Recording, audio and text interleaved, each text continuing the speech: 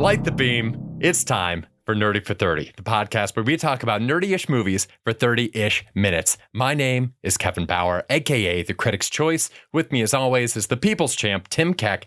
And today, we have a very special guest. She is the person who alerted us to the fact that we have not touched the Scream franchise last year. We've had this in our back pocket for an entire year. She and I go back way further than that. You know her. You love her. It's Babe Finley. Hi. How you doing, babe? Good. Great to have you here, babe. Thanks, I know we're meeting physically for the first time, but I feel like emotionally, like spiritually, we've been partners for a long time. Yes, we've connected. Don't deny it. I will not. I will not. And honestly, Scream is such a good suggestion. There's been new ones that came out that have been good, and we haven't done them on the pod, which is insane. It's insane we haven't done these. This is a franchise that I feel like is right up our alley in the like kind of goofy slasher actiony.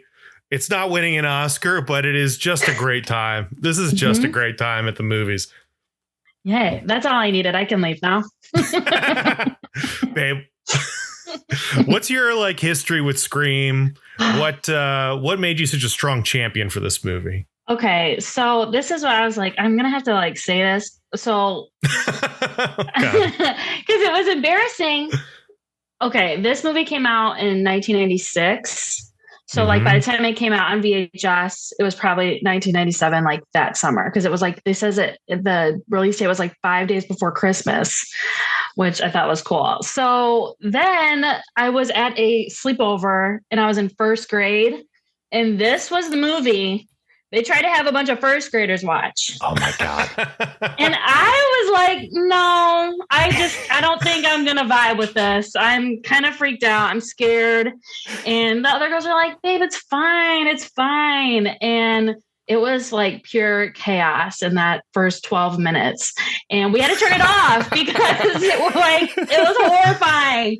And so that was always my thing. Like, oh my God, I've never like went back and watched it. Like, probably when I was like 7th grade or whatever. And then I saw it and I was like, that movie was awesome. I loved it.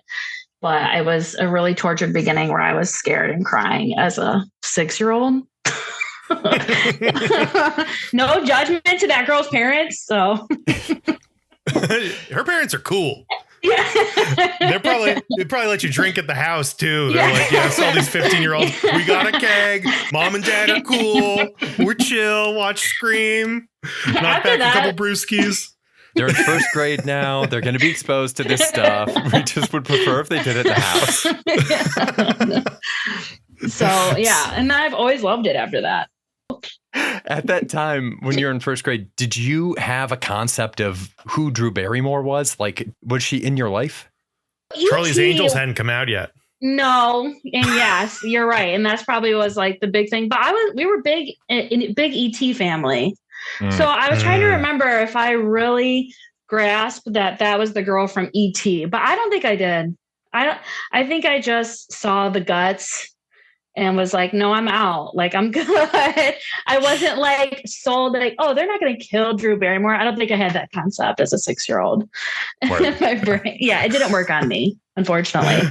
The first 12 minutes of this movie are as good as any horror movie thing. I mean, it's great. It's so amazing. It's an incredible fake out. And it adds so much credibility to the rest of the movie when they're like making fun of it and like hanging out in a Blockbuster and, you know, talking about like all these different movies and prom night or whatever. But they've already proven that they get it. Like, it's so scary. The Drew Barrymore thing is amazing. It's shot so well. And God, that scene's amazing. I mean, honestly, if you've never seen Scream, you should watch it. Also, just watch the first 12 minutes and then just see what happens. See if you pick it up, put it down, whatever. But this is also a peak. Do you like the other Scream intros? That's like kind of a thing they've been doing, right? They always like intro somebody, murder them, and then bounce. I do always love that. Is it the 5th one where they like they just keep overlapping, going in and further and further? The 4th one, I think. Yeah. I just started watching it today. Yeah. It's great. Good. I thought that was fun. And I don't know if they I'm sure they didn't like invent that, because they invented like all that subtext and referential stuff that it's just so common. And it's like, this literally the first movie that ever, I mean, in a horror movie that acknowledged those rules. And now it's like so commonplace and like makes me go, and like every movie, like I know Tim probably agrees with me, the Barbie movie, like referencing your criticisms, your critiques. I hate that. It's such an obvious thing. And so the fact that Scream was literally like the first one to do that in terms of just like horror movies, probably at least, is just, it's awesome. It feels a little bit nowadays like back then it was like meta and groundbreaking and kind of like an artistic choice. And now it just kind of seems like we can't take anything seriously a little bit sometimes. Like we can't have genuine interactions like everywhere on the internet, you know, people. Marvel. I know our generation is like so sarcastic. Marvel, especially underselling everything. But in this movie, it really works and it's great. And I got to tell you, I wasn't really in the mood for Scream for whatever reason. I was like, I've seen it. I was actually like, I've seen this movie so much, I could probably do the pod without it. But then I started watching it and I could not stop. And now I started watching the fourth one and I'm going to rewatch all of them now. Like it's happening. They're so good and they sneak up on you. Super sneaky. It's flat out incredible. I don't know how like this has to be the highest quality consistency of any horror franchise, because usually it's on the one with Jenna Ortega last year was Scream 6. Name another franchise where people are giving it good reviews by the sixth installment. It's usually a Shudder original by that point. It took a 3's pretty rough. I feel like 3. Okay, this is where we have to stop. Oh boy. I was like, I wonder what they're really going to say about 3, because when I was watching it with my husband, who is just like, he's used to me putting this franchise on, and I'm really not crazy about it, but it's really just because he's like, the only bad thing about Scream 1 is that it's not Scream 3, which is like so just making fun of me because I'm obsessed with Scream 3. It's my favorite. It's my favorite. It's your favorite of all one? of them. It's not Parker Posey. I laugh so hard every time I see her. Patrick Warburton is hysterical. The Carrie Fisher. Oh my God. It's iconic. It makes me laugh so much. It's the best. It's so I can't. It's funny. Embarrassing. Yesterday, Lauren and I were talking about, so we still haven't seen 4 through 6. I'm aware of like generally the quality level of 4 through 6. Believe me, it's on the list. But you're the this is the reason why people email us and are like, why are you guys talking about movies? You haven't seen shit. And then Kevin's like, yeah, we're finally talking about Scream. I know it's a big one. Haven't seen any of them, but I'm ready to talk about it. We're way off base having a franchise conversation right now. I know I'm part of that problem. But also, you're the problem. To the people who have leveled that accusation against us, there's a lot of media out there to consume. Look, there is. Maybe I haven't seen every movie. But earlier, I was about to draw a comparison to One Punch Man. And if I'd seen Scream 4, 5, and 6, maybe I wouldn't have seen One Punch Man. And then what kind of world would this be? But to tie a bow on the Scream 3 conversation, we were talking about it. We were like, Scream 3 was okay. And the one thing was like, Parker Posey, though. I mean... hysterical. I love her. I love her. And, okay. So anyway. So to take it back to Scream 1, I mean, what Tim said, it's just a phenomenal movie. And I feel like this is the type of movie where if somebody isn't necessarily into horror movies, if you can kind of hold their hand through it and they're older than 7 years old, you might like be able to kind of get them into this movie and into horror movies in general, just because it's so well made. And it really does have that kind of whodunit quality about it. I didn't realize until watching it this time around how much work they really were putting in to try to make you second guess who the killer was, and all these like little hints like the officer's boots in the bathroom stall and all that.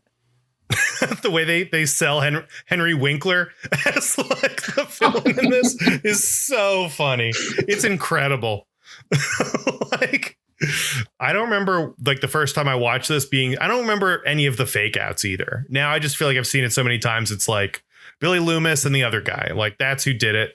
Those are the bad guys. It's clear to me the whole time. And it seems so obvious. And I think that's kind of the fun of it, is that honestly, if it had been anybody, it would have felt obvious. But it feels incredibly up in the air too. It feels like it could be anybody. I mean, they even have that conversation about like maybe it's a woman, and then Rose McGowan is like getting out. She had like boots on or something. I don't know what it was. Then they make something like, oh, maybe it's Rose McGowan or whatever. And I'm like, oh, I don't know, but maybe. It's fun. It could be. Could be anyone. What should we get into some Beeves and Thieves? Yeah, let's do it. Mhm. Yes. Does anybody have like a thief they want to throw out there? What's the biggest thief? Well, I was trying to think. I'm like, I guess I'm not the biggest like Friends person, but I was like, I feel like Courtney Cox just does such a great job in this movie that I was like, she's not playing Monica. She's Gail Weathers. She brings comic relief. She's smart, and she's antagonizing Nev Campbell's character enough that it's like, okay, yeah, you are kind of stupid trying to put Liev Schreiber in jail. So I appreciated that. But I was like, he's like, Sam, my husband's like, that is more of like a thing where she is Monica. But I have not watched Friends enough to, I guess, to feel like that's her personality, because she's such an asshole to her camera guy, who's also really good. And then he dies. And then he dies. That serves him right for being a good dude. That's what you get. He's got a line in this where she's like, Jesus, would you hurry up? And he has the throwaway line where he's like, oh, my name's not Jesus. He just doesn't understand. He calls her a bitch goddess under his breath at one point too. After yes, it's Oh my God. I would not have caught That's it. an AOL tag. Yeah.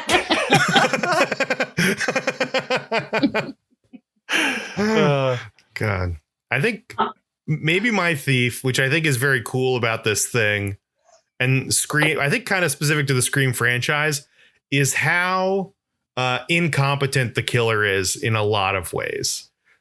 It's like they're tripping over stuff, they're bumping into things. I know Scary Movie did some parodies where like he's just getting hit with stuff and falling down and all that, but it is kind of ridiculous how goofy and like slapsticky almost it is, the killer is sometimes. And then when you realize that this is high school boys who are idiots. At least one of them's an idiot, and the other one is like some weird mastermind, I guess. But they're still both clumsy and weird and messing stuff up, and I think that's cool. I think it just really illustrates the point that these guys are who they are, high schoolers hanging out. Yeah. Even though I will say the high schooling, they seem to fit like kind of the genre. I think Rose McGowan, I don't know what her thing is, like what she is. She's playing like a 13-year-old, but she's like 23. Like she's actually too old for the role. But then she's like way overshooting like how young she's playing it. She's got like lollipops and like goofy outfits. And then for some reason her bedroom has 2 beds in it, and she's got giant stuffed unicorns and stuff hanging out. It's crazy. It's an insane performance, and I'm wondering how intentional that is. If they're talking about like, I don't know if that's a commentary on infantilizing or whatever. I don't know, horror people or horror victims. I don't know. It's definitely a choice. I realized that I like had this imprinted in my brain when she talks and she's like, they should have murdered your sorry ass or something like that. I feel like that is like my cadence sometimes of like being sassy. And I was like, God, it's from Rose McGowan and Scream. I had no clue that's where that came from. Just a foundational character. Yes. I think maybe I blame this on the parents. Obviously, parents in this movie functionally absent the entire time. Not there. But there's something going on with Dewey and Rose McGowan's parents where like Dewey is a child with a gun in this movie.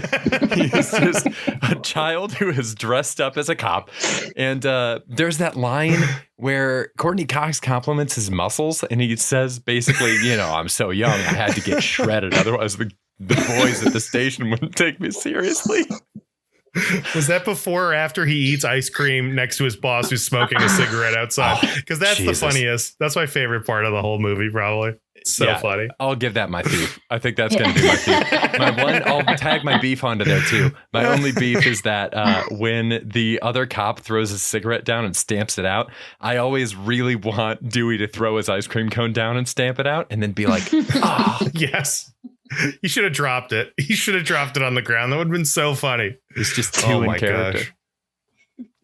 What about beefs? Who's got the biggest beef? I feel like mine is the Rose McGowan age thing. It's so crazy. It's got to be intentional, but it's so weird to me. Unnerving. So uncomfortable the whole time. And her boyfriend is also the one who's like all over her. Like they're uber sexual. And she's got like lollipops and just like skipping around. And I don't know. She says things and then immediately does the opposite. And it makes sense, but it's weird. I don't know. It's so weird. What about you, babe? You got a beef? What's your biggest beef with this? Okay. Well, you kind of mentioned it. Well, actually, I hate David Arquette's performance for sure. I just don't understand it at all. But I think I conflated it too much with the Scary Movie doofus character. I was like, to me, there really is no difference. He's so like embarrassing. And I don't like to use the word cringe, but I don't like his behavior in that movie. And I don't understand where it's coming from, much like Rose McGowan's performance. It's just something about it is off to me. And it also makes sense, Tim, what you said about like the fact that they are teenage boys doing this, and Stu is such like an immature like little goofball or whatever, because they show like, I didn't really remember, they show like the ghost face or whatever like in the grocery store, like following them around in that outfit. And then like out in like the bushes somewhere where they're like at one of the friends' houses, you can like, and they catch him like Bigfoot style. And I was like, what? They're doing this in broad daylight in these outfits? Like just hang out, watch that. I get that they're supposed to be like psychopaths, but I was like, God, I don't remember those. It's kind of weird, stupid that they are catching them like literally like frozen, which I guess was supposed to be funny, but well, one of them's a psychopath, right? And then Stu is just susceptible to being manipulated by a psychopath. Is that kind of the psychology that they get into with these? I can totally see Stu just going into a convenience store and following somebody in hindsight.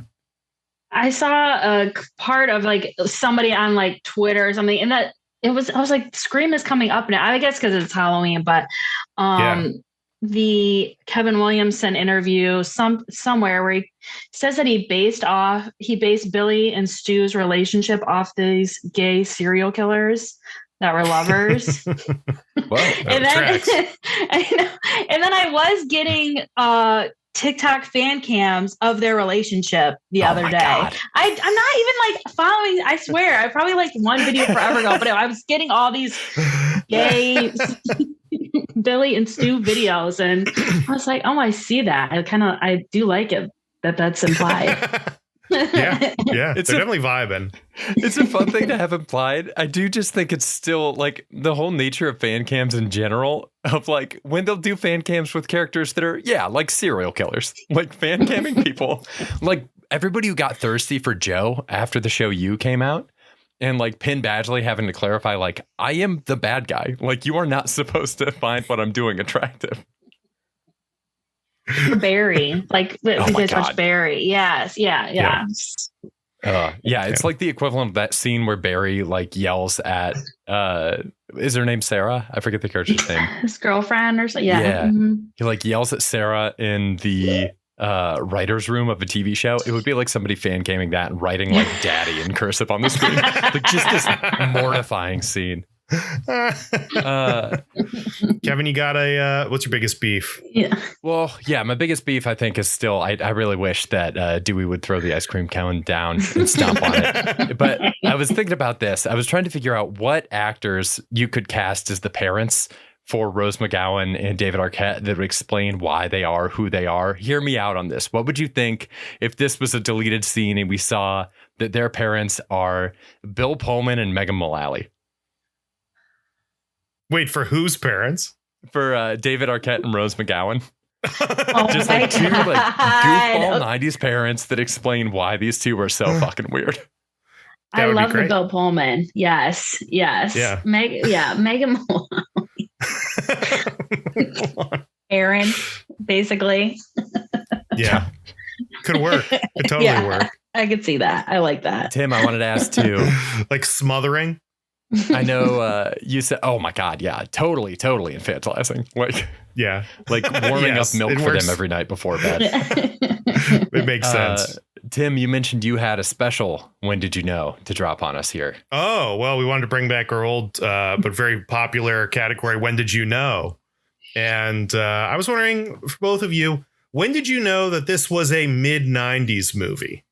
Because there are so many references. They're talking about gerbils up Richard Gere's butt. They are. It just feels their zingers are all like, look it up.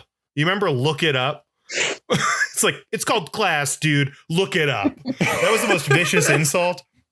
I feel like my winner for this is when Dewey drops Sydney off at school and says the line, "Don't worry, Sid, it's school. You'll be safe here." I was like, that's the most 1996 thing I've ever heard. Times are different now. They couldn't really say that in a new Scream movie. But I don't know. Do you have any thoughts on the 90s of it all? I will say the one that comes to my mind is the two girls that are talking shit about Sydney, and she's going on. She's warped. She watched her mom get murdered, and now she's just losing her mind. And it's like, where did you get that stuff from? Ricky Lake. It's like those two were so mean. Like, that was another big takeaway this time. It's like, who are these girls? Like, who hurt them? all of the teenagers are assholes in this. They're such jerks. Those boys that were making fun of them and they were running through the halls, and Henry Winkler rips them to shreds. Yeah. I was thinking in the bathroom scene, because like one of the girls is a cheerleader and the other one's not dressed like a cheerleader. I was like, oh, these two would not be hanging out. This doesn't make any sense at all. Yeah, this movie is bullshit. This movie is bullshit.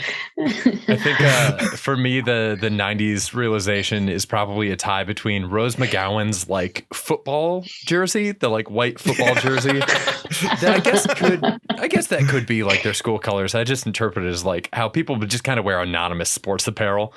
And then when Stu says, I believe this is the quote, "Skizizul is out."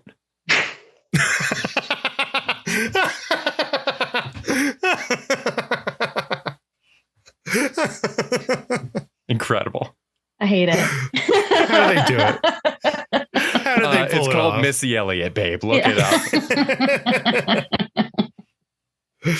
Oh man. Oh my god.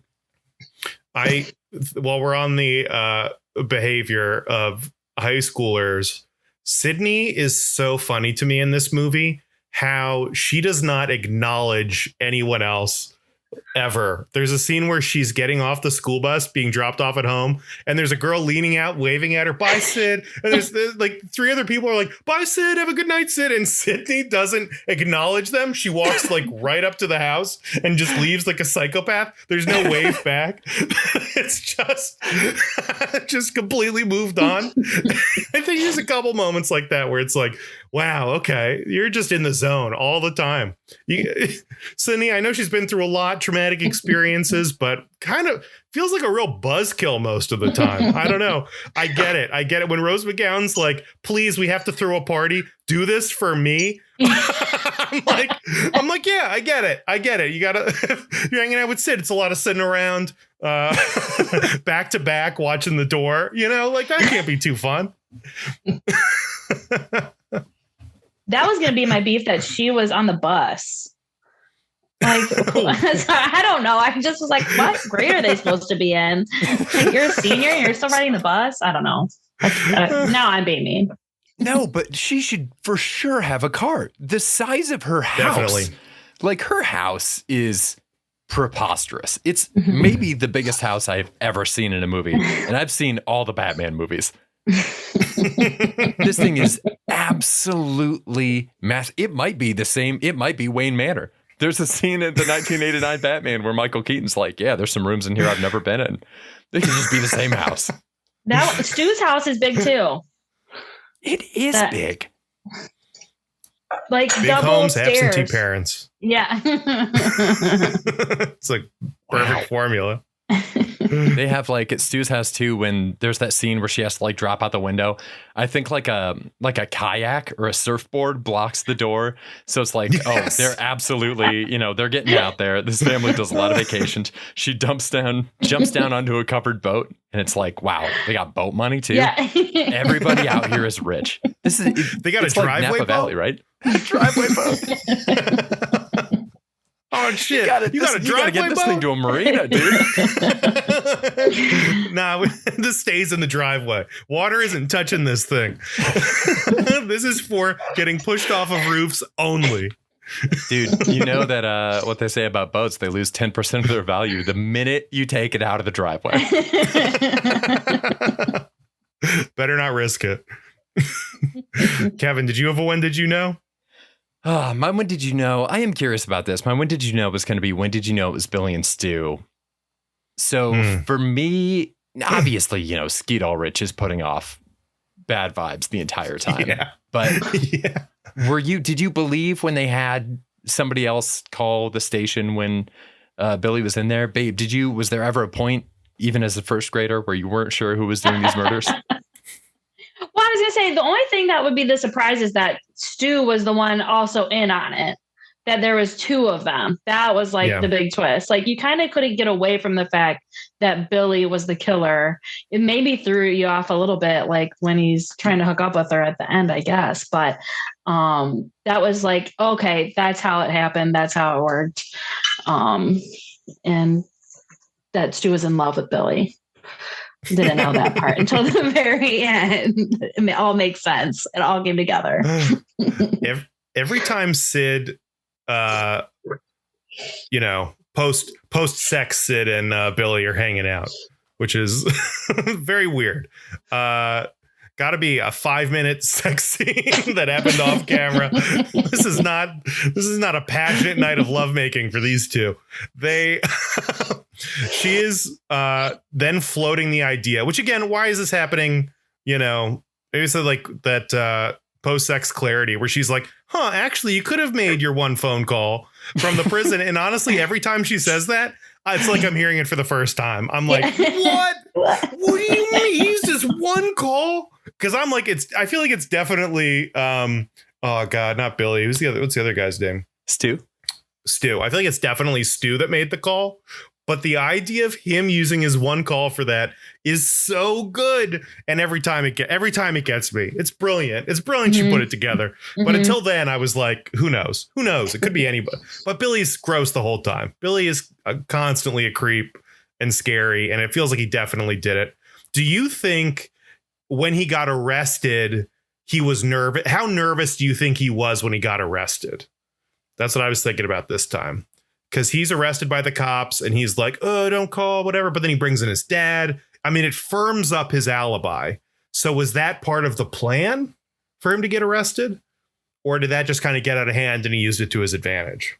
Oh, that's good. Yeah, right? Shoot, I don't know. I don't know. I couldn't tell how confident he was in there. Wow. She didn't know that he had a cell phone either. Like the way she was shocked, the cell phone came out of his pocket. That's a mid-90s thing too, is like, what the fuck? You have a cell phone? How did you get this? I don't even have a car and you have a cell phone? I have to ride the bus everywhere and you've got cell phone money? Gosh, we can't even afford to put this boat in the water and you got cell phone? And it was a nice one because Courtney Cox, the one they had in the van, was huge. Yeah. That wasn't fitting in anybody's pocket. Hell no. Yeah. I blame that on the station, though. That station is not funding this news program. Yeah. They're dumping all their money into reruns and just trying to appeal to the lowest common denominator instead of letting the people of Napa Valley know. Oh, man. Kevin, I have a big question for you. Please. Is Scream better or worse than, oh, man, where are we going to go with this? Mitchell's versus the Machines. Oh, you know what? This is amazing. Babe, you are the first guest that we've had on while we're ranking something. This is wonderful. Yeah. Have you seen Mitchell's versus the Machines? That's the kids' movie, right? Yes. Okay. Only bits and pieces. Little cartoon. The When I kids worked movie, Micah. Sorry. Your baby's gonna want to watch this all the time. It's a banger. Yeah. It's It an really is. absolute banger. You're going to, in like 3 years, you're going to come around and realize this is God tier shit. Yeah. But the charm of the list too, which I think is so funny, is the fact that I asked the question, what's better, Scream or Mitchell's versus the Machines? Like, that's so funny to me. Why? How did we allow this to happen? What are you going to say? I got to go Scream. I mean, Scream is in my horror movie Mount Rushmore, no question. Better or worse than Spider-Man 2? I think better. I think it's better too. Is better or worse than Batman 1989? I think it's not. better. I think I Scream don't is think it is. absolutely incredible. Mm-hmm. I'll give you it's better than Guardians of the Galaxy, which is still way too high on the I'm list. furious I don't that think that's it's that high on the list. I don't think it's. I'm putting it right at number 5 right here. Oh my god! So it's our top 5. That's great. Wait, what's Okay, it after, and what's after Guardians of the Galaxy? I want to see if Babe agrees. It's so number 1, Spider-Man Into the Spider-Verse. 2 is The Last of Us. 4, John Wick 4. Oh no, I'm looking at a screen. I'm getting the numbers wrong, but that's the order: Spider-Man, Last of Us, John Wick 4, Batman 1989, Scream, Guardians of the Galaxy, Spider-Man 2, Bahubali 2, and Mitchell's versus the Machines. What is this podcast? I was like, what? What are we doing here? This makes no goddamn sense. What's happening? Oh. Okay, then we had class and tier. Is this solid or prestigious? I think this is solid. I don't think they're necessarily going for prestigious here. It's solid. Okay, then on our scale of, where would you put it? Great? Is it just great? I think it's great. I think it's great. I'm putting Babe, great. do you think it's great? I think it's great. And I think it's prestigious because, I mean, I did the whole thing in the beginning. Like the self-referential stuff, like that is just so commonplace that you forget that that's Scream that literally started that. Like it's, I don't know. And that's There's a very why good everyone point. loved it. So It's prestigious. It's It's great. prestigious. It's You're right. also, it did that, in the time where like 90s irony and detachment is the defining character trait of people of that generation. So to have this, I mean, it's like the bellwether of the whole thing. mm-hmm. Yeah, Incredible. It's great. Wes Craven. What an achievement. He does good stuff. Mm-hmm. You know what? Wes Craven, all right in my book. I'll say it. He's fine. It's fine. Oh boy. Wes All Craven, right. fine. Well, Babe, thank you so much for joining us. Yes. I asked you if you had anything to plug at the beginning. You got a new baby dropping? When's that baby dropping? November 4th. Keep your eyes peeled. Yes. Get it. Mitchell's versus Machines. Throw it on. Yes, yeah. Congratulations on that. Thank you. Yeah. Thank you. Thanks for having me, you guys. Huge congrats. Yeah, Thank it you was so great. much for doing this. This was so much fun. When we inevitably do more of the Scream franchise, please come back. I'm excited Yes. to see the rest of these movies. 1 through 3, great time. 4 through 6, let's go. Yes, give a third one another chance. It holds up. It's pretty funny. I want to know. I might I'll do it. circle back to it. Okay. But I'm going to do 4, 5, 6 first. I know. What do you think? What do you think of Scream? What do you think of Scream 3? Let us know. Send us an email, nerdy430@gmail.com. That is nerdy spelled out, 4 spelled out, and then the number 30@gmail.com. We will be back here again next week talking about something that I frankly can't remember right now, but we'll let you know. We'll be here. And until then, stay nerdy, everybody. Bye. Stay nerdy. Bye. Thanks, babe. What are we talking about next week? I don't remember.